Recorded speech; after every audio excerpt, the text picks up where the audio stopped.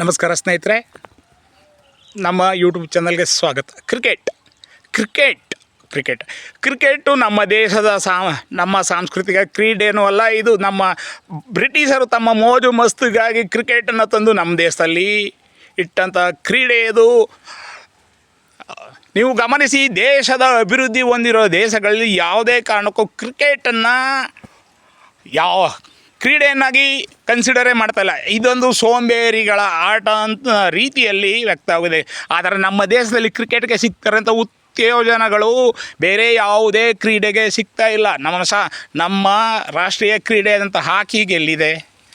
ಗ್ರಾಮೀಣ ಆಟಗಳಾದ kabaddi, kho kho, volleyball, football ಇವುಗಳಿಗೆಲ್ಲ ಕ್ರಿಕೆಟ್ ಸಿಗ್ತಾರೆ ಅಂತ ಪ್ರೋತ್ಸಾಹ ಈ ಕ್ರೀಡೆಗಳಿಗೆ ಸಿಗ್ತಾಯಿದೆ? ಖಂಡಿತವಾಗಲೂ ಇಲ್ಲ. ಮತ್ತೊಂದು ವಿಷಯ, ಆಘಾತಕಾರಿ ವಿಷಯ ಏನಪ್ಪ ಅಂದರೆ, ಈಗಂತೂ ನಮ್ಮ ದೇಶದಲ್ಲಿ ಐ ಪಿ ಎಲ್ ಮಾದರಿಗಳ ಮ್ಯಾಚ್ಗಳನ್ನ ಅಳವಡಿಸೋದು ಜೊತೆಗೆ ಯುವಕರನ್ನು ಯಾವಾಗಲೂ ಮೊಬೈಲ್ ವ್ಯಸನಗಳನ್ನಾಗಿ ಮಾರ್ಪಡಿಸಿದೆ. ಪ್ರತಿಯೊಂದು ಪಂದ್ಯಕ್ಕೂ ದುಡ್ಡು ಕಟ್ಟೋದು, ಅಲ್ಲಿ ಬರೋ ಅಂಥ ಪ್ರತಿ ಬಾಲ್ಗೆ ಇಷ್ಟು ಹೊಡಿತಾನೆ, ಇಷ್ಟು ಬಾಲ್ಗೆ ಇಷ್ಟು.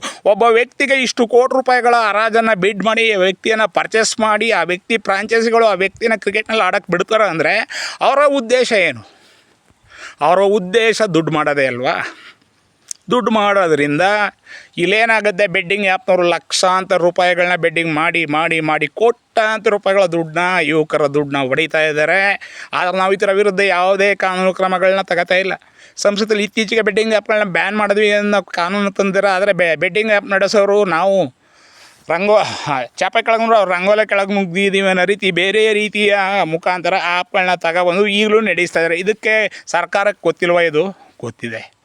ಆದರೆ ನಾವು ಯಾವುದೇ ಕಾನೂನು ಕ್ರಮಗಳನ್ನು ತಗೊಳ್ಳೋಕ್ಕೆ ಆಗ್ತಾ ಇಲ್ಲ.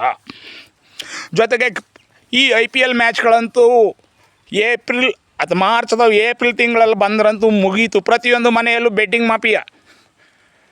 ಯುವಕರಂತೂ ಓದು ಬರಹ ಎಲ್ಲವನ್ನು ಬಿಟ್ಟು ಕ್ರಿಕೆಟ್ ನೋಡ್ತಾ ಕಳೀತಾರೆ. ಈ ಬಾಲ್ಗೆ ಆ ವ್ಯಕ್ತಿ ಇಷ್ಟರ ನೋಡಿತಾನೆ, ಈ ವ್ಯಕ್ತಿ ಇಷ್ಟರ ನೋಡಿತಾನೆ. ಏನಾಗುತ್ತೆ?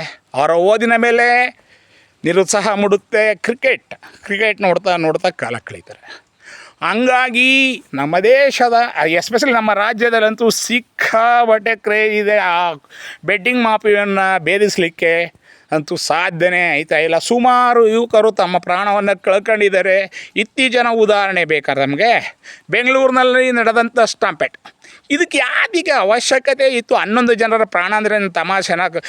ರಾಜ್ಯ ಸರ್ಕಾರ ತಮ್ಮನ್ನು ತಾವು ಬೆಚ್ಚಿಸ್ಕೊಳ್ಳಿಕ್ಕೆ ವಿನ್ ಆಗಿರೋಂಥ ತಂಡವನ್ನು ಇನ್ವೈಟಿ ಮುಂಜಾಗ್ರತೆ ಕ್ರಮಗಳನ್ನ ತೆಗೆದುಕೊಳ್ಳದೆ ಪಾಪ 11 ಜನರ ಪ್ರಾಣವನ್ನು ತೆಗೀತು. ಅವ್ರಿಗೆ 25 ಲಕ್ಷ ರೂಪಾಯಿಗಳ ಪರಿಹಾರ ಬೇಕಲ್ಲ. ಅವ್ರ ಮಕ್ಕಳು ಬದುಕಿ ಬರಬೇಕಾದಂಥ ಅವಶ್ಯಕತೆ ಇತ್ತು. ನಾವು ಯಾವುದೇ ಕ್ರೀಡೆಯನ್ನಾಗಲಿ ದೇಶದಲ್ಲಿ ಅಥವಾ ರಾಜ್ಯದಲ್ಲಿ ಸಮತೋಲನಾಗಿ ಬ್ಯಾಲೆನ್ಸ್ ಮಾಡಬೇಕೇ ವಿನಃ ಒಂದು ಕ್ರೀಡೆಗೆ ಮಲತಾಯಿ ಧೋರಣೆಯನ್ನು ಮಾಡಿದ್ರೆ, ಈಗ ಕ್ರಿಕೆಟ್ ಅನ್ನೋದು ದೇಶಾದ್ಯಂತ ರಾಜ್ಯಾದ್ಯಂತ ವೈರಸ್ ರೀತಿ ಹರಡ್ಬಿಟ್ಟಿದೆ. ಅರ್ಥ ಮಾಡ್ಕೊಳ್ಳಿ. ಪ್ರತಿಯೊಂದು ಮನೆಯಲ್ಲೂ ಪ್ರತಿಯೊಬ್ಬ ವ್ಯಕ್ತಿಯಲ್ಲೂ ವಿದ್ಯಾರ್ಥಿಗಳಲ್ಲಂತೂ ಕ್ರಿಕೆಟ್ ಅದ್ಯಾವ ರೀತಿ ಆ್ಯಪ್ಗಳು ನೋಡ್ತಾರೋ ಅದೇನೋ ಒಂದಂತೂ ಗೊತ್ತಾಯ್ತಿಲ್ಲ. ಆದಷ್ಟು ನಾವು ನಾಗರಿಕರಾಗಿದ್ದು ವಿವೇಕರಾಗಿ ಯೋಚನೆ ಮಾಡಿ ಮಕ್ಕಳನ್ನು ಮೊಬೈಲ್ ವ್ಯಸನಗಳಿಂದ ದೂರ ಮಾಡಿ ಕ್ರಿಕೆಟನ್ನು ಆದಷ್ಟು ಲಿಮಿಟೇಷನ್ ಮೊಬೈಲ್ ನೋಡದೇ ರೀತಿ ಮಾಡಿದ್ರೆ ನಮ್ಮ ಯುವಕರು, ನಮ್ಮ ದೇಶಕ್ಕೆ ಸ್ವಲ್ಪ ಬದಲಾವಣೆ ಅನ್ನೋದು ಕಾಣುತ್ತೆ. ಇಲ್ಲ ಅಂದರೆ ಇದೇ ರೀತಿ ಕ್ರಿಕೆಟ್ ಅಂತ ಒಯ್ತಿರಂತೂ ಮುಗಿತು ನಮ್ಮ ಯುವಕರ ಪರಿಸ್ಥಿತಿ, ಅಧೋಗತಿ. ನಿಮಗೆ ಇಷ್ಟವಾದರೆ ನನ್ನ ಚಾನಲ್ನ ಸಬ್ಸ್ಕ್ರೈಬ್ ಮಾಡ್ಕೊಳ್ಳಿ ಮತ್ತು ಶೇರ್ ಮಾಡಿ. ಧನ್ಯವಾದಗಳು.